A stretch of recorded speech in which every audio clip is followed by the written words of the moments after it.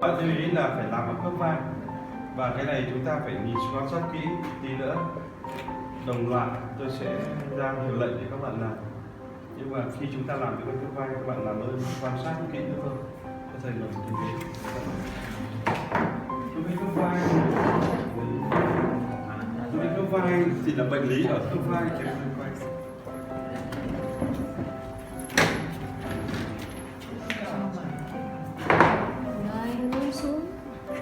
Với khớp vai thì bệnh lý ở khớp vai, cho nên là động tác đầu tiên vẫn là xoa. Các bạn người bị tự đứng làm sao các bạn nhìn các bạn nhìn đầu tiên là xoa. Và các bạn lưu ý là cái khớp vai này chúng ta lưu ý các bạn hay quên ở phía trước lắm, cho nên tôi quay phía xoa phía trước rồi tôi xoa phía sau. Chúng ta nhớ là đừng quên ở phía trước.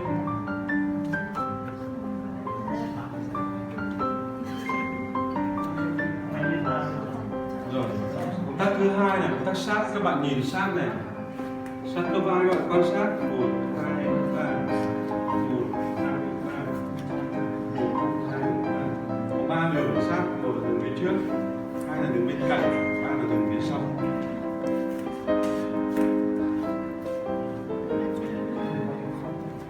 Tiếp theo là động tác dây khớp vai, thì các bạn lưu ý là đây là dây này bình thường này, dây bình thường này.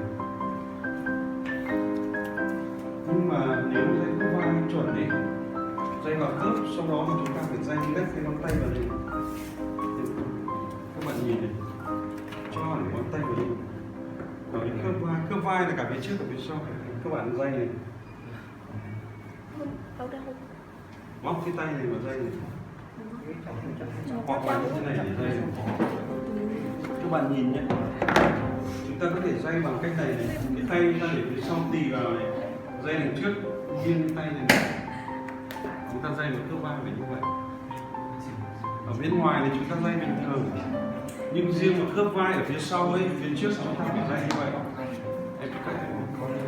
Các bạn nhìn tôi dây ở phía bên sau khớp vai nhé. Tôi muốn đổi tư thế một chút, em quay lại. Các bạn nhìn tôi dây ở phía sau khớp vai này, vừa rồi tôi dây phía trước rồi. Phía sau khớp vai các bạn hãy nghiêng bàn tay này, chúng ta ấn sâu vào, hoặc là các bạn để ngón tay này ấn vào đây. Nếu mà mai đi thi chỉ cần nhìn này, người ta biết làm hay không là nhìn người ta biết chữa viêm khớp vai hay không là người ta nhìn cái tư thế tay này ta biết. Các bạn thấy tôi đang lách ngón tay rất sâu vào trong.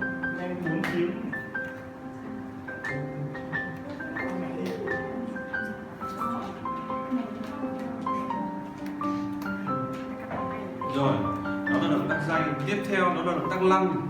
Lăn thì có hai cách lăn. Một là cách lăn này, các bạn lăn từ trên, từ đây xuống này, từ đỉnh khớp vai xuống, lăn ra như đường sát đấy. Cách thứ hai các bạn lăn ngang phía sau, hoặc là lăn ngang phía trước. Đây nhé, chúng ta có thể lăn ngang ở phía sau như này, và chúng ta có thể lăn ngang ở phía trước, ngang ở phía trước. Tiếp theo động tác lăn đó là động tác gì ạ? Đấm chặt, đúng không ạ? Các bạn nhìn đấm chặt khớp vai phải đấm như này. Các bạn tập trung một chút, cái này là hơi khó. Tay bệnh nhân phải bắt lên đây, chúng ta đấm như sau.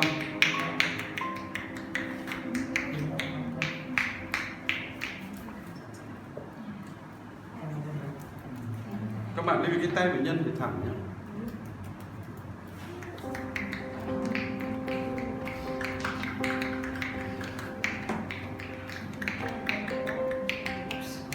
Rồi, đó là đấm chặt. Các bạn nhìn chặt là phải chặt như này. Đấm cũng vậy.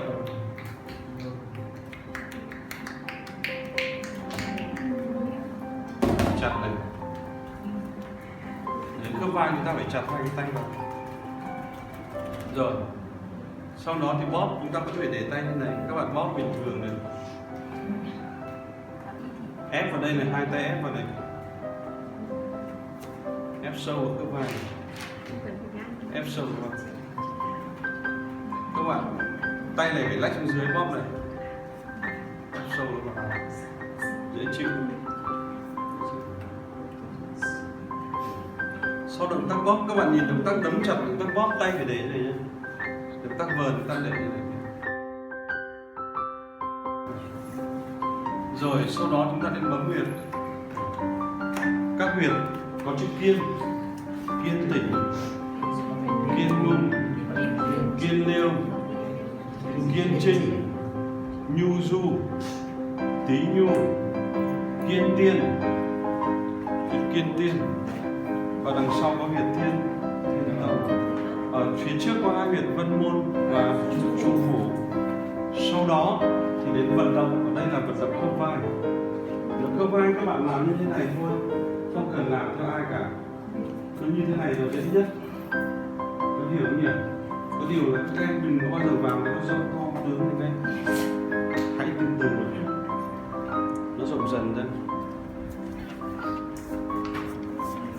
rộng dần ra.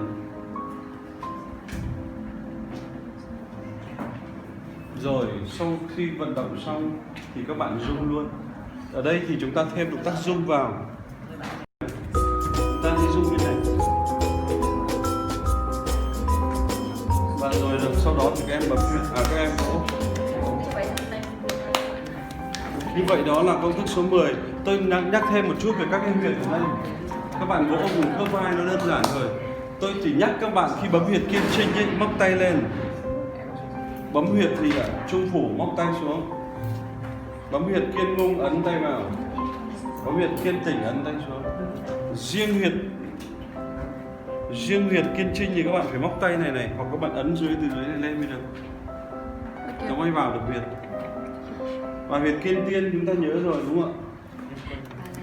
Huyệt kiên tiên là ngang cửa phía trong ra đây 1,5 tấc.